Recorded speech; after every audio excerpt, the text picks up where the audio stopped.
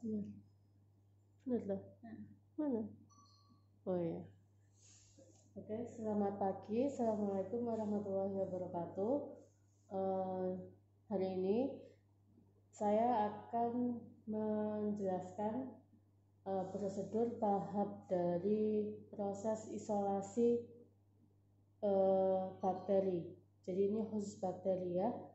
Nah, untuk isolasi bakteri biasanya sumber sampel yang kita pakai bisa berupa sampel padat ataupun cair. Nah, kalau sampelnya padat, maka terlebih dahulu sampel harus dihaluskan terlebih dahulu. Kemudian dihaluskan dengan cara apa? Dengan cara ditumbuk menggunakan mortir.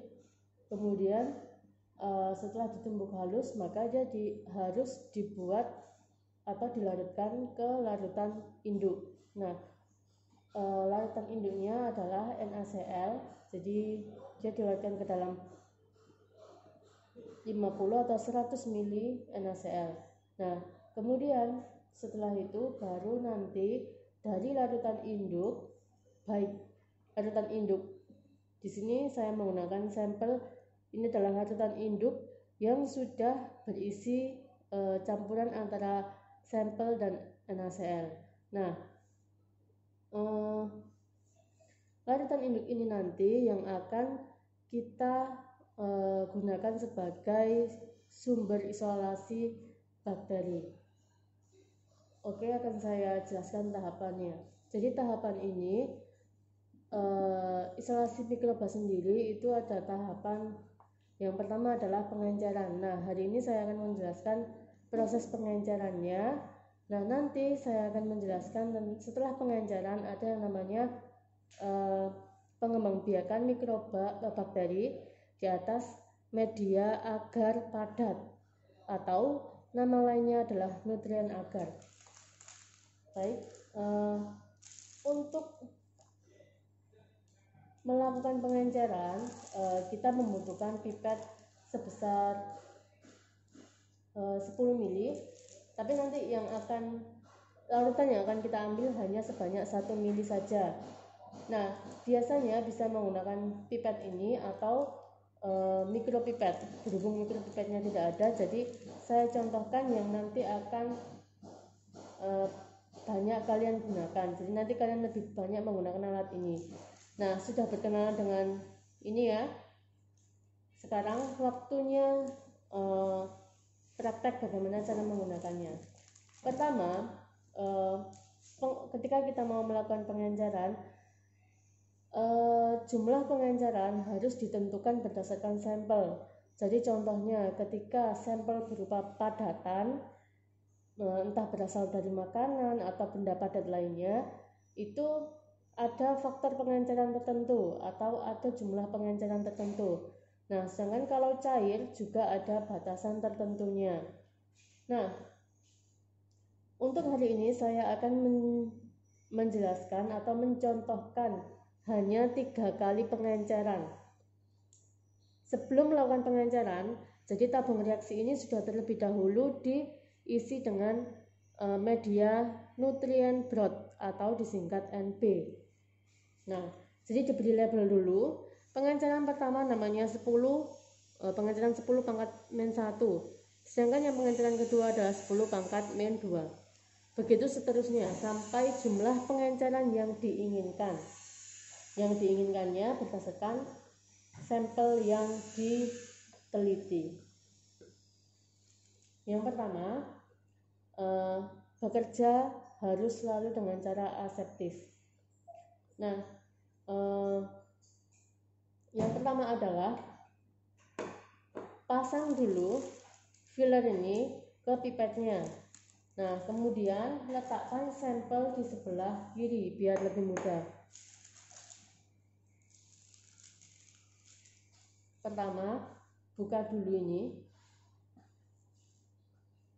dulu Erlenmeyer yang berisi sampel, kemudian letakkan di bawah. Meja kita adalah steril, jadi tidak apa-apa untuk diletakkan di bawah karena nanti setelah dipakai juga akan ditutup. Ingat, selama bekerja tidak boleh banyak bicara. Berhubung saya memberikan contoh, jadi saya harus berbicara.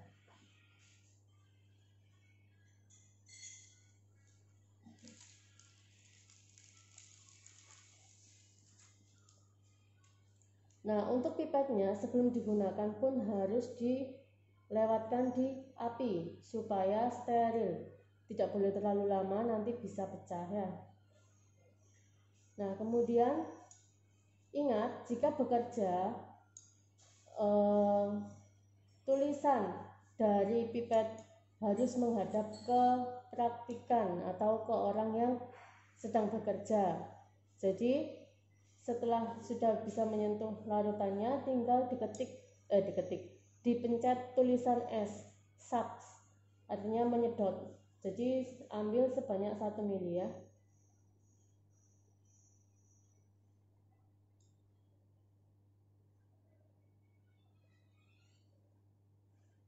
Setelah sudah 1 mili, silahkan ditutup kembali airnya. Nah, ini sudah tidak digunakan, jadi silahkan diminggirkan. Kemudian buka perlahan-lahan, jadi bekerjanya harus setenang mungkin. Nah, dibuka penutupnya, kemudian dilewatkan di api, kemudian keluarkan, tekan E.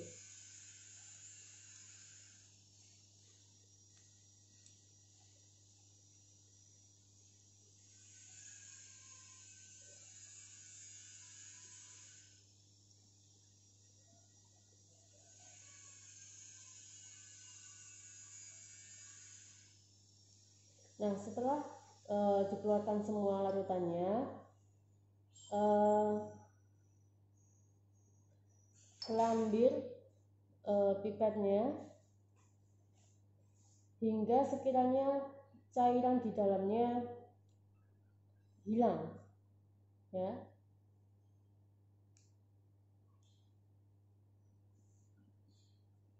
Nah, setelah digunakan, pipet harus dimasukkan kembali ke tempatnya semula.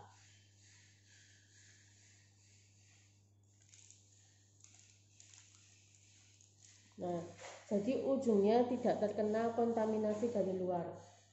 Kemudian silahkan diambil juga penutupnya. Jangan sampai terbakar ya. Nah, setelah itu ditutup. Setelah ditutup, kita akan menghomogenkannya menggunakan vortex. Dinyalakan dulu.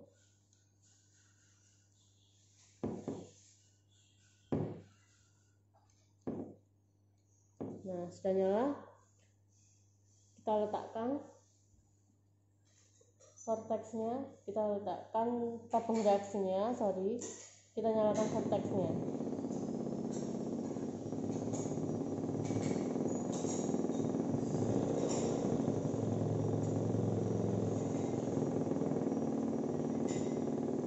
Nah, memvortex ini selama 1 menit. Tujuannya memvortex adalah untuk menghomogenkan antara bakteri yang sudah sampel yang sudah kita masukkan ke dalam media NB.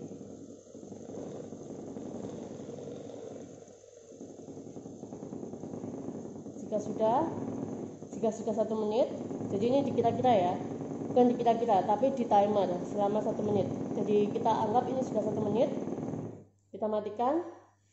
Nah, setelah itu kita akan mengambil 1 mili dari pengenceran pertama atau pengenceran 10 pangkat min 1 untuk kemudian dimasukkan ke pengenceran 10 pangkat min 2. Nah, kalau kita menggunakan mikropipet, maka ujung dari mikropipet harus kita ganti.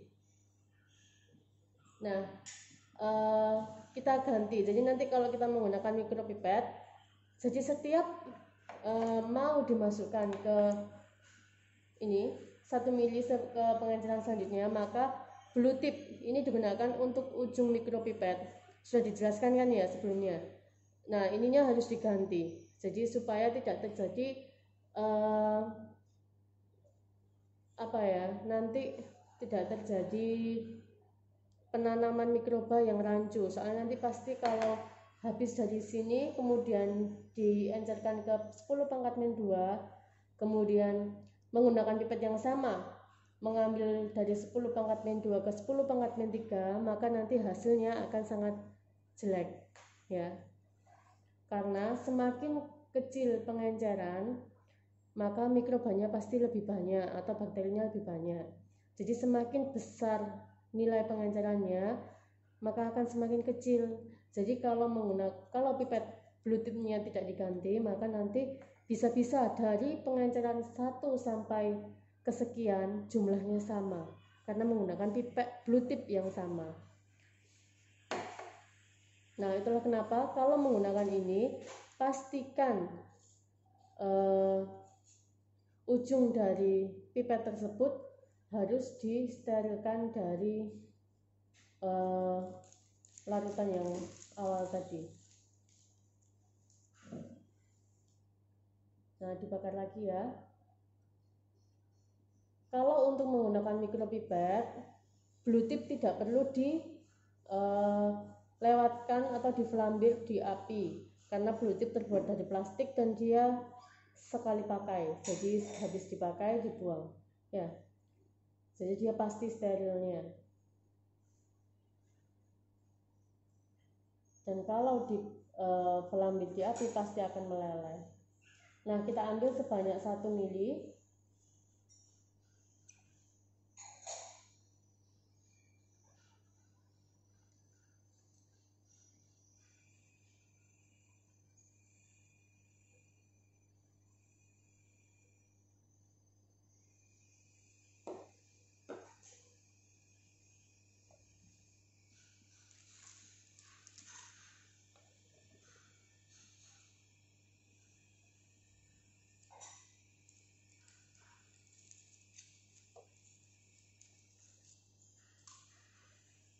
Nah, jika bekerja di lab, kalian bisa minta bantuan teman kalian untuk membukakan tabung reaksi. Jadi kesterilannya akan lebih mudah dan tidak tidak ribet lah. Nah, biasanya gini, sudah ada yang membukakan, boleh dibantu temannya.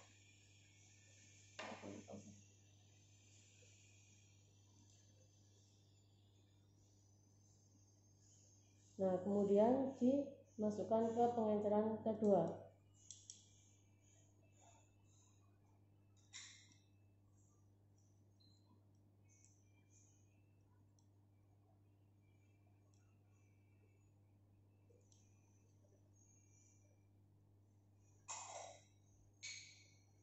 Kalau sudah, silakan diflambir lagi di api pipetnya, begitu juga dengan tabung reaksinya, penutupnya.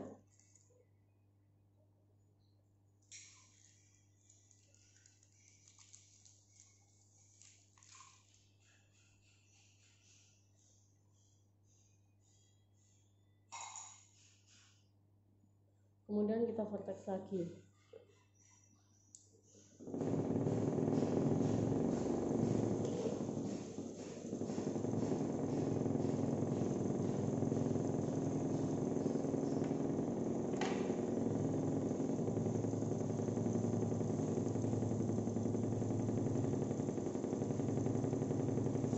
Setelah di vortex selama 1 menit, jadi ini kita anggap sudah 1 menit, kita matikan. Maka kita siap untuk memindahkannya ke pengenceran ketiga, ke tabung reaksi yang ketiga.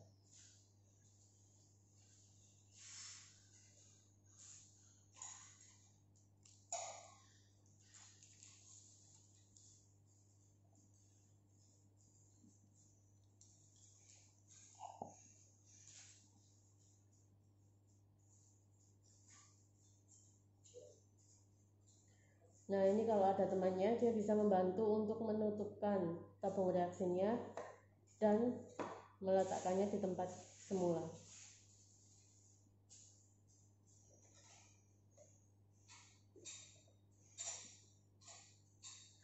Nah, tidak enaknya menggunakan pipet ini pasti akan ada saatnya dia menggembung kembali.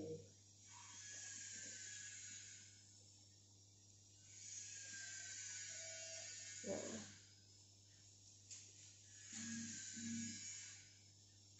Kita buka tabung reaksi yang ketiga.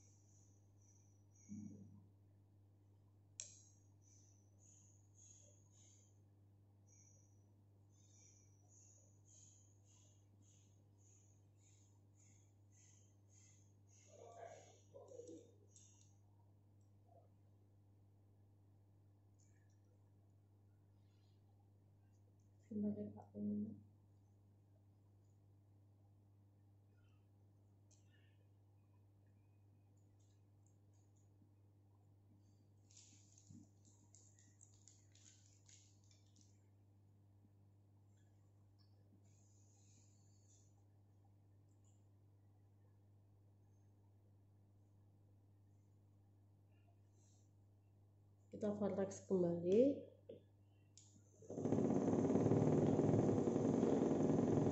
Cara memegang tabung reaksi di atas vortex itu bagian atasnya harus dipegangi juga, ya.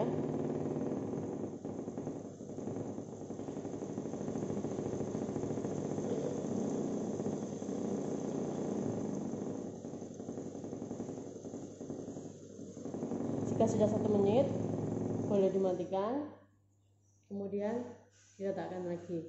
Nah, jika ingin melakukan pengenceran, jika dibutuhkan pengenceran lebih banyak lagi, maka caranya sama. Jadi dari tabung reaksi ketiga ini 10 pangkat min 3, dia diambil 1 mili kemudian dipindahkan ke 10 pangkat min 4. Kemudian di vortex, setelah itu dari 10 pangkat min 4 dilanjutkan, diambil lagi 1 mili, dimasukkan ke tabung reaksi yang kelima untuk pengenceran yang kelima. Nah, berapa banyak pengenceran yang kita perlukan, semuanya bergantung pada sampel yang dipakai, yang diamati. Jadi ketika sampelnya cair, itu akan berbeda dengan sampel padat. Begitu juga dengan umpama sampelnya adalah tanah. Jadi kita mau mengamati di tanah di lokasi A, berapa banyak bakteri yang ada di dalamnya. Nah, itu tanah itu juga memiliki faktor pengenceran tertentu, jadi berbeda-beda setiap sampel. Nah, itu semuanya harus dibaca di literatur. Nah, setelah tahap pengenceran ini selesai, maka tahap selanjutnya adalah plating. Plating ini adalah proses penuangan larutan. Sebelum plating, saya lupa. Nah, ini kan tadi sudah dibikin pengenceran. Ini didiamkan selama 1 hari atau 24 jam. Jadi setelah bikin pengenceran hari ini, maka ini harus diinkubasi di inkubator dengan suhu ruangan dan ditunggu selama 24 jam. Setelah 24 jam keesokan harinya, maka baru bisa dilakukan plating. Plating itu adalah penanaman bakteri yang sudah ditumbuhkan di media NB ke media padat. Nah, nanti akan dilanjutkan lagi videonya bagaimana cara plating yang benar. Cara plating dari pengenceran itu dilakukan dari 3 pengenceran terakhir. Jadi umpama ini tadi saya mengencerkan hingga 5, maka yang di plating adalah 10 pangkat 3, 10 pangkat 4, dan 10 pangkat 5. Begitu. Nah, platingnya harus replikasi 3 kali. Ya, jadi untuk meyakinkan bahwa tidak ada kecenderungan angka nanti yang akan muncul. Jadi biar lebih yakin lagi, makanya diulangi 3 kali. Sudah sekian. Nah, ketika sudah selesai melakukan praktikum, jangan lupa untuk membersihkan meja, membersihkan tangan, dan mendisinfektan atau sterilisasi kotor alat-alat yang sudah kamu lakukan termasuk pipet ini. Sudah sekian, assalamualaikum.